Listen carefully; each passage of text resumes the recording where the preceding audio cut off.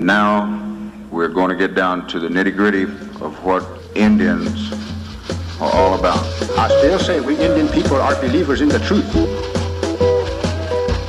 This is the way of life that was given to your people. You're born an Indian, you're going to die an Indian. Indianness is a good life. You're facing an Indian this afternoon. Good Saturday afternoon out there, everyone, and welcome to your #1 source for Native American television news, Native News Today. I'm your host, Jason Salzman, coming to you from the Mvskoke Media Studios here in our capital city of Altmalgi, and we are excited to be bringing you this week's episode. Man, we've got a great show. Lots of things to get to, lots of things to talk about off the top as we get into the, more into 2017. Now the new president of the United States, Mr. Donald Trump, has taken office, and he has gotten right to work signing executive orders. Some of those executive orders, one in particular, very much has to do with Indian country and the Dakota Access Pipeline, the Keystone Pipeline. Both of those, he has signed executive orders to move those forward. So we wondered and we thought aloud to ourselves, what will this presidency mean for Indian country?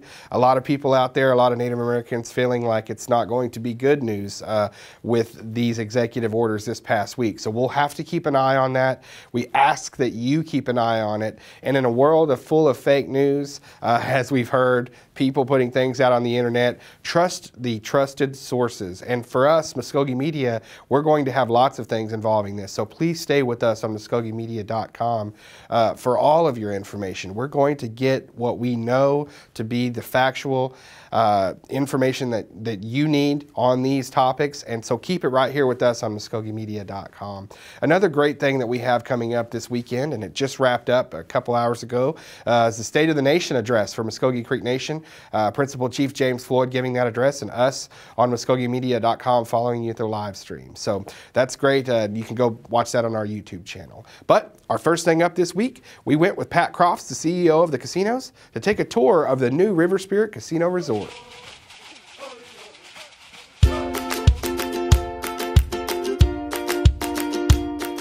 This facility has it's been built as a first-class facility. It's basically a world-class destination resort, more of a regional destination resort. But we tried to put all the components we could. It's not just gaming. The entire facility that was built was 1.2 million square feet. Only 50,000 square feet of it was a casino.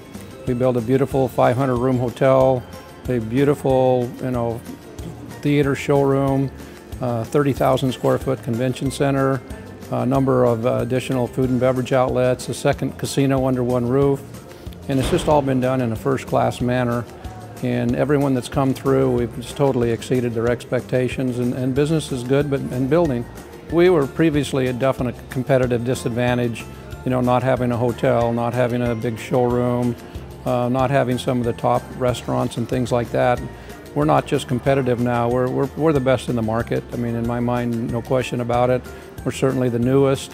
I mean, it's just a great facility, and it's going to do a lot. It's already improved, our business volumes, and it'll continue to build. The hotel tower it's a glass curtain wall tower. Every room is floor-to-ceiling glass. They're oversized room. The smallest rooms are 480 square feet, a standard room, large enough to have not only a king-size bed but a full-size sofa and sitting area, first-class rooms, bathrooms, nice fixtures. The overall theme of it, of course, is we've got hooked up really good with the Margaritaville brand. We're on the water, and the design thought was to have, when you walk in the rooms and you walk in the facility, Margaritaville is like a lifestyle, and it's hooked to the water and the islands and laid back. And when you walk in these hotel rooms, you feel like you're in South Florida or the Caribbean or Central America. In one of the resorts down there. I mean, they're light colors, they're bright, and it just gives you that, you know, you don't feel like you're in Tulsa, Oklahoma. You feel like you're on the beach somewhere, literally, with the artwork and the colors and just the overall layout. And it's kind of a getaway. I mean, people who live locally or live in the region can come here. You know, it's popular now with staycation. You know, flying long distances, and it's expensive, but people can come here, check into the hotel for a night or two. You know, we're just getting ready to open Ruth Chris Steakhouse, which is one of the finest steakhouses in the world. Margaritaville. We have a mid-level riverside, fireside grill. We have a lot of different venues. We have a spa, health club, business center. I mean, people can literally, you know, check in here, and opening this spring, we'll have a resort pool, swim-up bar, private cabanas, the types of things you'd see at a resort, you know, in the Caribbean or in Las Vegas or somewhere like that. So we think we've just put together a great package where you pretty much have everything someone needs to be very happy and really enjoy themselves on their vacation or staycation, should they live locally. Until we were able to complete this and open up the hotel, I mentioned we were at a competitive disadvantage, and you know what's been happening with the energy business around here recently. I mean, it's been a tough year or two around here. You know, when we started building this place, you know, oil was $100 a barrel. Now it's half of that. And we had seen our revenues leveling off, and this has turned the tide where we're finally seeing, you know, increases in revenue, you know, from this facility, and it's for having the things like the theater and the hotel and the additional restaurants and the things like Margaritaville and Ruth Chris. It's tide's turning. It's not going to happen overnight. You know, normally to stabilize or normalize, you know, your revenues and your earnings, it's usually 12 to 18 months. We're on top of it. We think we can probably do that in less than that.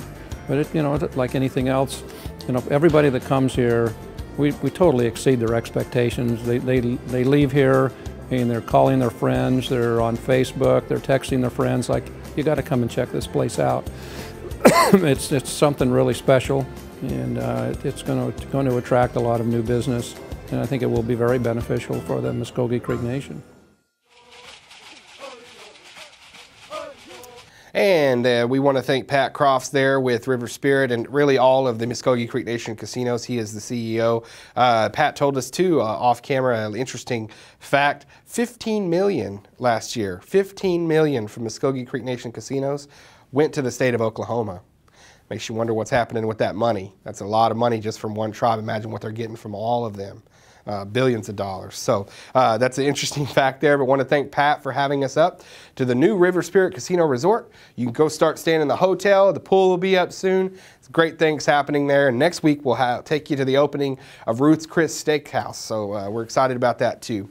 Well, moving right along, you wanted the best. You're about to get the best. Kiss, the famous rock band. You know, the guy, a lot of people know him as the guys that put the makeup on. But Kiss has partnered with the Kaw Nation here in Oklahoma to bring their Rock and Brews Casino Resort to the Kaw Nation to partner with them in this economic venture. And we were there for the opening.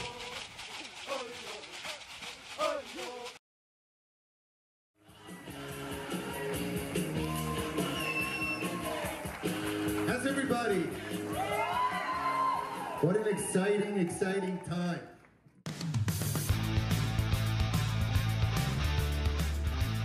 Well, the best thing about this is you've got people who care about the community, and it's called the Kaw Nation. And Kaw Nation and Kaw Gaming Incorporated aren't just people who live down the road from you. They actually are going to be here and help the infrastructure, create jobs, and it's called Rock and Brews Casino Resort. It's all fancy and they're rock stars, but it begins with people who are forward-thinking, who are thinking about the economy, who are thinking about people being able to feed their families. So even though I get all the attention, let me show you who it is that causes the spark to turn into the fire. Watch.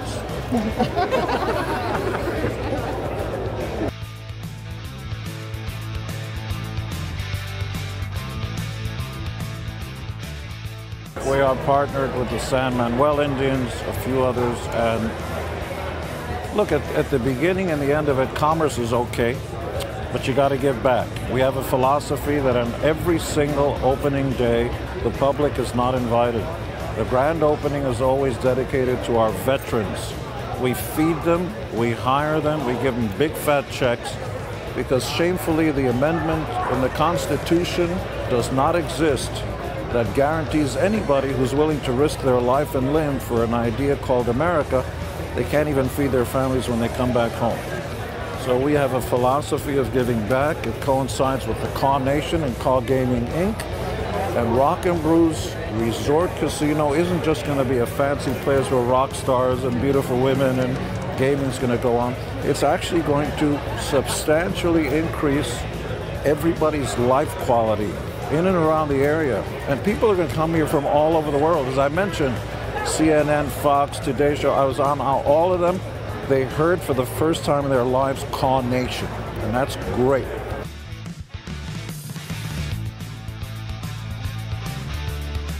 It's going to change a lot of lives at the Caw Nation. It's kind of been a long road for us to get here. It took us 23 years to get the land in trust. So obviously we'll have a major impact on the tribe. Also the surrounding communities. We're so excited to be able to bring this type of not only event, but this type of facility to this area, but also the impact that it'll have on the tribe itself and the tribal members, elders, education, all the things that we work for in Indian gaming will come true. Obviously, in the competitive environment that we're in, the wonderful opportunity that many tribes have to be in the Indian gaming arena, yes, we have to be creative and we have to be thinking forward all the time. So absolutely, we are constantly looking ahead to what we can do to supplement the tribe and the tribal members constantly. We've been working on this for a while, for sure, but absolutely we're willing, and I'm very lucky to work with a tribe that is courageous enough to, to be able to step out and do some different things.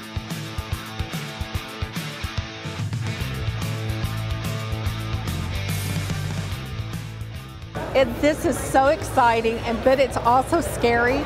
But it is, not only is it just Rock and Brews for this area, but it's going to provide jobs for a lot of my citizens, my tribal citizens, as well as it's going to, give us glasses, eyeglasses, and dentures, and college assistance for our tribal citizens, because we're only a 3,500 citizen tribe. So this is amazing.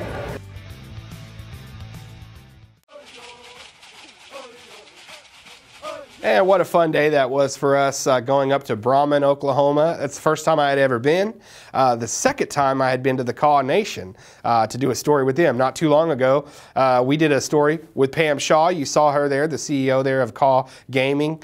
We did a story when they did the first ever smoke-free casino. So they've had a history with Native News Today. We were certainly glad to go back on such a super occasion for them. Neat to see KISS come in and partner and really have a passion to make a difference in that rural area there for the Caw Nation. Well, if you follow us on MvskokeMedia.com on the internet and see some of the coverage we put up, you may have saw a video last week that we put up. Jared Moore here did a fantastic job of putting this together. Basically a history and an understanding, a Cliff's Notes version of what is the permanent fund. At Creek Nation, we hear all about it when we have to fund things. This is an explanation of the permanent fund here at Mvskoke Creek Nation. Mvskoke Media presents, what is the Permanent Fund? Almost all special appropriations, loan agreements, and legislation dealing with fiscal policy passed at the Mvskoke Creek Nation reference the Permanent Fund. But what exactly is it, and how did it come to be? The history of the Permanent Fund begins on March 19, 1984, when the Mvskoke Creek Nation entered into a 7-year management contract with Indian Country USA to manage the MCN Bingo Hall at the Mackey site. The Mackey site was the location of the Tulsa Bingo operation and is now the site of the Riverspirit Casino. This management agreement divided the net profits of the MCN Bingo operation between the two entities, with the Mvskoke Creek Nation receiving 60% and Indian Country USA 40%. The Mackey site is original fee land, which means that the land was never transferred back to the Bureau of Indian Affairs for allotment during the allotment process, and has remained property of the Mvskoke Creek Nation since it was transferred to the tribe by the President of the United States in 1854. The 10th Circuit Court ruled in the landmark case Indian Country USA versus Oklahoma Tax Commission that this fee land was not subject to state taxes. In 1988, the United States Congress passed the National Indian Gaming Regulatory Act. On July 10, 1989, the Mvskoke Creek Nation filed a petition in tribal court to remove Indian Country USA from the Mackey site for allegedly violating its contract with the nation. As part of the lawsuit proceedings, an order to establish an escrow account holding 40% of the net profits of the bingo operation since the start of the suit was issued in order to ensure that in the event that Indian Country USA was not found in violation, their contractual percentage of the profits would be available. While the case was in MCN District Court, the Mvskoke Creek Nation National Council passed NCA 89135, which established a permanent fund to receive 40% of the net profits of MCN-owned and managed gaming operations. The legislation stated that during any disputes or litigation with any contract management firm, no funds would be placed in the permanent fund until settlement of the dispute. The hearing resulted in MCN District Court Judge Patrick Moore ruling that Indian Country USA had violated its contract with the nation, and as a result of the ruling, the MCN assumed the daily operations of the 1,200-seat Tulsa Bingo facility. On June 30, 1994, the National Council, by unanimous vote, approved NCA 94-57, which authorized the principal chief to approve and sign a settlement agreement with Indian Country USA. This legislation opened the door for the transfer of funds from the escrow account to the MCN Permanent Fund. At this point, the escrow account was terminated, with a holding of over $7 million, which was moved into the Creek Nation Permanent Fund. The Mvskoke Creek Nation Permanent Fund is codified in MCN Code Annotated Title 37-2-203, published on the MCN website www.creeksupremecourt.com. All right there, and that's a great educational piece that we were able to provide you this week. I want to thank Jared Moore again. He did a great job on that a long time ago on this program, and you could probably see some of this with some of our earlier episodes being uploaded to YouTube by the day. Our tagline used to be informative, enlightening, and educational. I got blue in the face from saying that, but educational was always one of our our staples on the show, what we wanted to do each and every week, whether it be language or culture or anything. We want to educate the people about what we are doing at Mvskoke Creek Nation, what Indian Country is all about. So thank you, Jared, for the permanent fund informational there. A lot of people wonder what it is. There you go, and it's always right there on YouTube. Well, a big issue in our last feature this week takes us to the Women's March. A lot of people saw the women in droves in Washington, D.C. We had some Native American women in Washington, D.C., but all around the country, women were marching. They did it in Oklahoma, at Oklahoma City. We had Native women that went, and they shared their experience with us.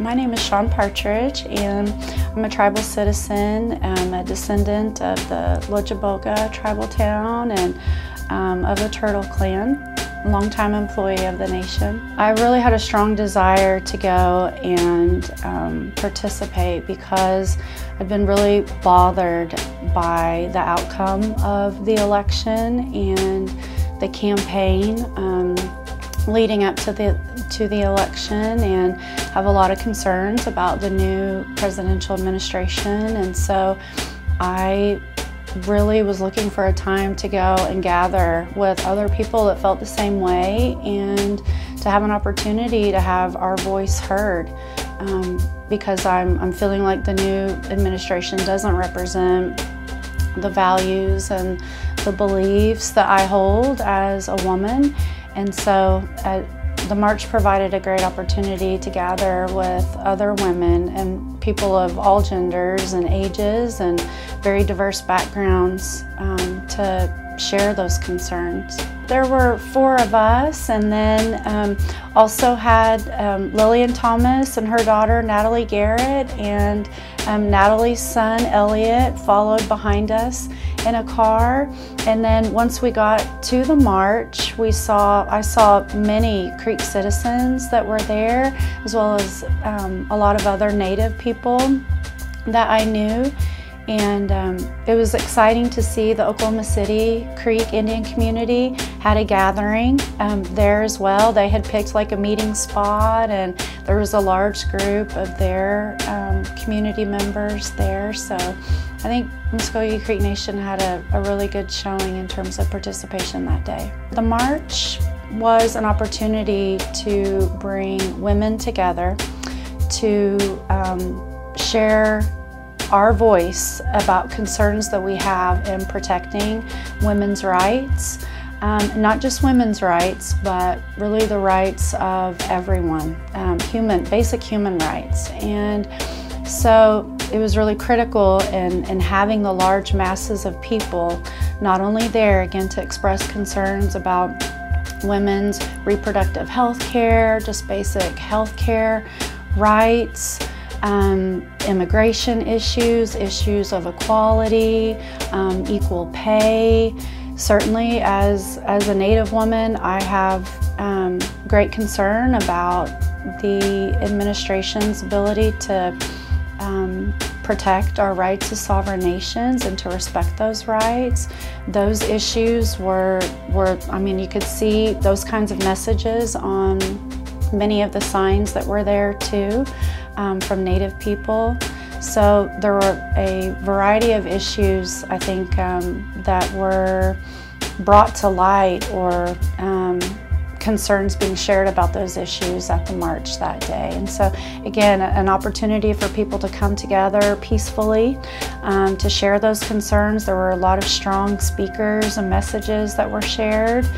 And really as a way to bring people, to unite them for a movement to have our voices heard on important issues, you know, or issues that are important to us.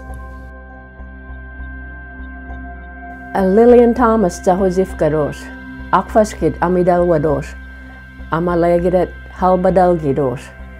My name is Lillian Thomas, and my tribal town is Mvskoke, and I'm of the Alligator clan, and I'm a full-blood Creek. I work for the Creek Nation in the Social Security Assistance Program. I wasn't really planning on attending until the night before. My daughter called me, and Sean Partridge was getting a group together to go up there, and so she asked if I wanted to ride with her, and I said sure. And she had made these hats. She calls them kitty hats, but I call it Borzozelgi in Gadaboga, a little kitty hat. But anyway, she had made some extra, so I think she gave one to one of Sean's group, and then my grandson and I got to wear these. But my daughter is Natalie Garrett, and she works for the Corps of Engineers, and she's an archaeologist. So she had asked me to go with her, and we spent the whole day at the march, and it was the first march that I've ever attended, and I was just amazed by the number of people that showed up, the women from different walks of life, and their children, and even their husbands. It was just a good, peaceful demonstration. I saw all kinds of signs protesting the injustice to women and to the different races. And I just, it was a new experience for me, and I was proud of the fact that I could be a part of it. For me, it made me feel really empowered because I had been feeling, I mean, quite honestly, pretty devastated at the result of the election, and just, you know, concerns for the future, I mean, of our people, for my son, and just the long-term impacts that this administration can have. And so I left feeling really empowered, and knowing that there had been just the enormous participation, not just, in Oklahoma City and DC, but across the nation and across the world. I think just sent a really strong message. And so for me, that was really empowering, and I think has really set a tone in terms of bringing people together and, that empowerment, that motivation to continue with the united front to address issues that are important to us and to make sure that this administration is aware of issues that are important to us and what people in America stand for.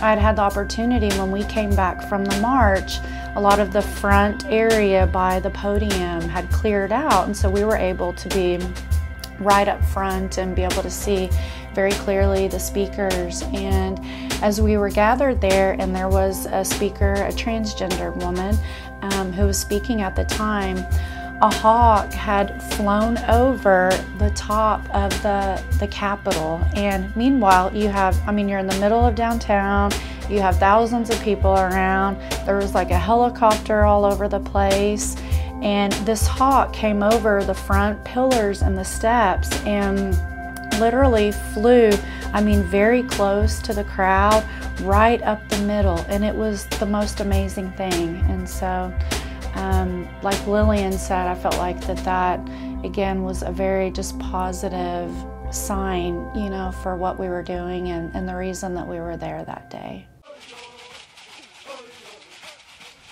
And that's going to wrap us up for this week. We want to thank everybody that came in and made the show great this week. A lot of material, a lot of great things, a lot of different stuff. We got everything from a casino tour to the Women's March, an informational piece on the permanent fund there, and KISS. What a show this has been. It's been a really fun one to put together this week, actually. And we hope that you have enjoyed it out there, all the way from Mission Acres outside of Eufaula to the Gardy House in Porham. We know all of you are watching us each week, so we want to give a big shout out. And I just found out recently, not only welcome us back, Channel 19 onto Dish Network. We're sorry for that little snafu that they had with the contract negotiations. It doesn't have anything to do with us, but they've since worked that out. But I found out from somebody that gave me a text, said, Jason, I'm so excited. I get your channel down here where I'm at now, and they are kind of in LaFleur County in the southeastern part of Oklahoma. So we're reaching out. A lot of people are seeing our stuff, and I want to remind everyone out there, if you can't check us out on the CW, Tulsa CW 1219, you can always go to our YouTube channel. It's online, it's on demand. You can watch old episodes. Jared is embarrassing the heck out of me by putting up old episodes of the show. You're probably watching going, why in the world has this guy got a chin strap? What's happening with him and his beard? But no, a lot of fun to look back. Watch all of our episodes. Go to our social media sites, Facebook, Twitter, the whole nine. I want to thank everybody out there, and you all have a great week. We'll see you next time.